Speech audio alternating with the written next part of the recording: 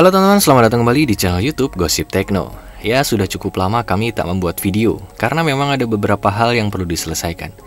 Oke, di video kali ini kami akan bercerita, curhat, dan berbagi sudut pandang sekaligus sedikit membahas tentang kegalauan upgrade MacBook ya. Khususnya terkait dengan laptop ini, yaitu MacBook Pro 13 inci MF841 tahun 2015. Simak video ini lebih lanjut hanya di Gosip Tekno.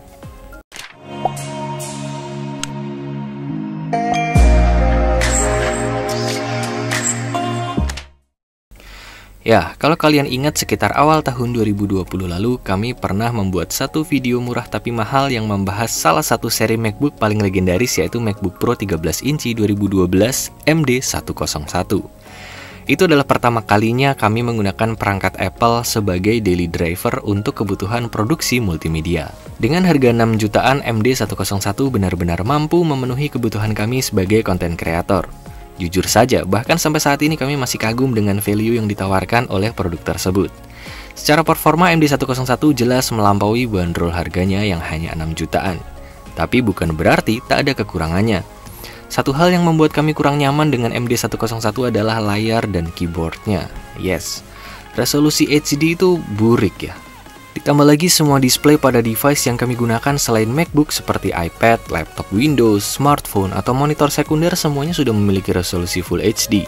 Jadi begitu mata pindah ke layar MD101, tak jarang mood kerja pun hilang begitu saja. Keyboard juga begitu. Entah kenapa keyboard MD101 itu lebih sulit digunakan untuk mengetik dengan cepat. Mungkin karena mekanisme keyboard jadul yang tombolnya lebih menonjol dibanding keyboard laptop keluaran baru. Akhirnya setelah 1,5 tahun kurang lebih berpasangan dengan MD101, kami memutuskan untuk upgrade ke MacBook yang lebih baru. Permasalahannya adalah upgrade-nya ke MacBook apa? Pilihannya tentu ada banyak sekali, mulai dari MacBook Pro Retina generasi pertama, MacBook Pro generasi Butterfly, MacBook Pro 2020 hingga MacBook Pro generasi Apple Silicon. Yang jelas kami hanya akan berburu MacBook Pro varian 13 inci tanpa mengesampingkan title murah tapi mahal. Untuk ukuran di atas itu skip karena terlalu bongsor. Ya, setelah melalui banyak drama, akhirnya pilihan kami jatuh kepada MacBook Pro 13 inci 2015 MF841. Kami akan bahas pertimbangannya satu persatu. Yang pertama, MacBook Pro 13 inci Retina generasi pertama. MacBook jenis ini mulai muncul pada tahun 2013. Ya, sebenarnya 2012 akhir juga sudah ada sih. Tapi hitung saja mulai awal 2013 hingga akhir 2015. Pada generasi ini peningkatan yang terlihat jelas adalah dimensi yang semakin tipis, kehadiran retina display, perubahan pada keyboard, dan penggunaan SSD NVMe. RAM-nya juga sudah disolder ke motherboard sehingga tidak bisa di-upgrade seperti generasi sebelumnya. Jika melihat sejarah MacBook, produk keluaran tahun terakhir dalam satu periode generasi adalah produk paling sempurna dibanding tahun-tahun sebelumnya. Jika mengacu pada fakta tersebut, tentu saja MacBook Pro 13 inci 2015 adalah lini produk paling sempurna pada generasi ini. Isu yang sering muncul pada generasi ini adalah speaker yang gampang sobek dan timbul bercak di bagian luar layar atau sering disebut sebagai stain gate. Cara mengatasinya cukup mudah dan murah. Kalau kalian perhatikan, harga bekas MacBook Pro Retina 13 inci 2013 hingga 2015 itu mepet-mepet ya.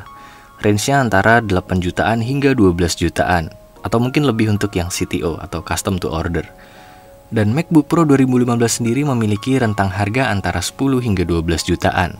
Dengan selisih harga yang hanya 2 juta, kami rasa tidak worth untuk membeli MacBook Pro 13 inci di bawah 2015. Kedua, MacBook Pro generasi Butterfly. MacBook Pro generasi ini dimulai dirilis pada awal 2016 hingga akhir 2019. Pada generasi ini untuk pertama kalinya Apple memperkenalkan Touch Bar. Apple juga sudah membuat dimensinya menjadi lebih tipis lagi dibanding sebelumnya. Sayangnya banyak port yang dikorbankan sehingga hanya menyisakan port USB Type-C dan audio combo jack saja. Sudah menjadi rahasia umum bahwa MacBook Pro generasi Butterfly keyboard adalah generasi gagal ya tanda kutip. Banyak sekali masalah yang terjadi pada produk di generasi ini seperti flex gate layar yang mudah sobek, Butterfly keyboard itu sendiri yang tombolnya sering copot atau mati, kamera depan sering error, dan port charging yang kadang konslet juga. Dan biaya perbaikan isu-isu tersebut bukan main, karena mekanisme penggantian part di MacBook ini sangat sulit dilakukan. Tak jarang juga Apple mengeluarkan kebijakan servis khusus MacBook generasi ini yang menandakan memang ada kesalahan manufaktur pada produknya. Dan yang paling menyebalkan, masalah ini bahkan masih ditemui hingga produk keluaran tahun terakhir di 2019. Entah karena dampak dari banyaknya masalah tersebut atau bukan, rentang harga MacBook Pro 13 inci generasi ini menjadi sangat beragam. Kalian bahkan bisa menemukan MacBook Pro 13 inci 2016 bekas dengan harga 9 jutaan saja. Ada juga yang masih menjualnya dengan harga 14 juta. Nggak jelas lah pokoknya. Dan jelas MacBook generasi ini tidak akan menjadi pilihan kami karena banyaknya masalah tersebut. Ketiga, MacBook Pro generasi 2020. Setelah mengalami masa-masa kegelapan bersama generasi Butterfly, akhirnya Apple merilis MacBook Pro generasi 2020 yang menjadi MacBook prosesor Intel terakhir dengan beberapa perubahan mayor seperti penggantian Butterfly keyboard menjadi Magic Keyboard dan penambahan panjang FlexGate yang sering robek menjadi 3 mm sedikit lebih panjang. Setelah permasalahan teratasi, baru potensi sebenarnya dari MacBook jenis ini keluar dengan sempurna. Kami rasa MacBook Pro generasi 2020 akan menjadi salah satu lini produk terbaik MacBook setelah generasi 2012 dan 2015.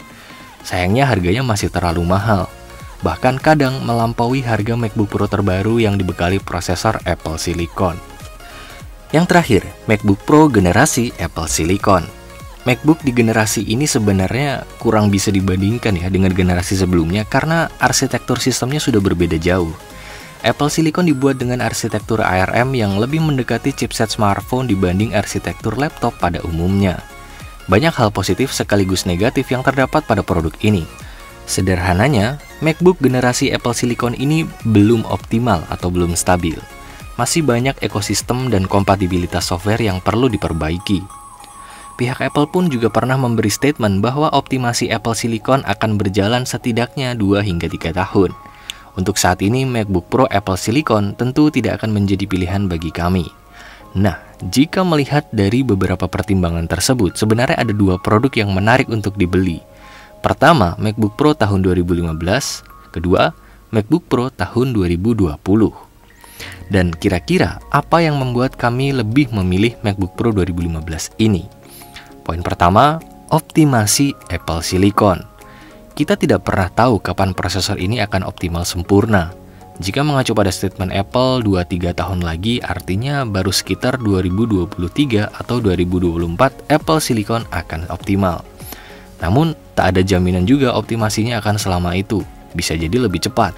Dan jika itu terjadi, maka MacBook Pro 2020 akan otomatis tersingkir mengingat MacBook Pro 2020 masih menggunakan prosesor milik Intel dan keduanya memiliki bandrol yang cukup mirip.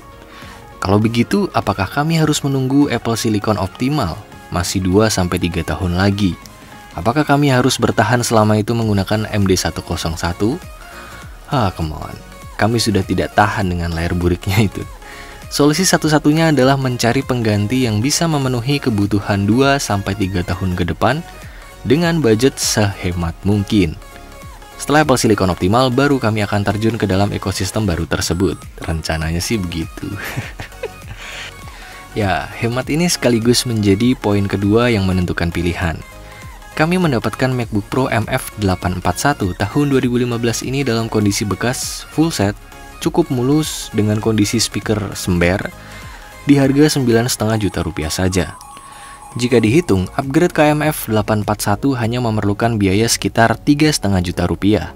Mengingat MD101 tahun 2012 masih laku di kisaran 5-6 jutaan untuk kondisi full upgrade. Mengatasi speaker sember ini juga tidak susah. Jika ganti part original, kita hanya perlu mengeluarkan uang sekitar 1 jutaan saja. Part KW hanya sekitar 300 ribuan dan kita bisa ganti sendiri. Jika masih terlalu mahal, kita bisa perbaiki area speaker yang sobek menggunakan lem seharga 15 ribuan, murah meriah. Dengan budget 3,5 juta rupiah, kami bisa mendapatkan upgrade Retina display, keyboard yang lebih nyaman, dimensi yang lebih compact, dan tentunya performa yang lebih mantap dibanding MD101.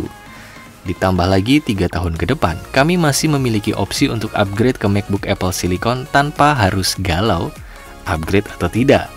Karena jarak antara laptop ini dengan MacBook Apple Silicon sudah cukup jauh. Bayangkan saja jika kalian punya MacBook Pro 2020, kegalauan untuk upgrade ke Apple Silicon tentu lebih besar. Mengingat performa MacBook Pro 2020 masih overkill untuk 2 hingga tahun ke depan. Jadi untuk kalian para pecinta dan pengguna MacBook golongan dompet sekarat, mungkin sudut pandang ini bisa kalian jadikan sebagai salah satu referensi atau panduan upgrade kalian. Kira-kira apakah MacBook Pro MF841 tahun 2015 ini layak direview pada segmen murah tapi mahal Gosip Tekno? Silahkan tulis pendapat kalian di kolom komentar ya. Jangan lupa like, share, dan subscribe channel ini untuk mengikuti update gosip dan berita terbaru seputar teknologi. Salam Gosip Tekno.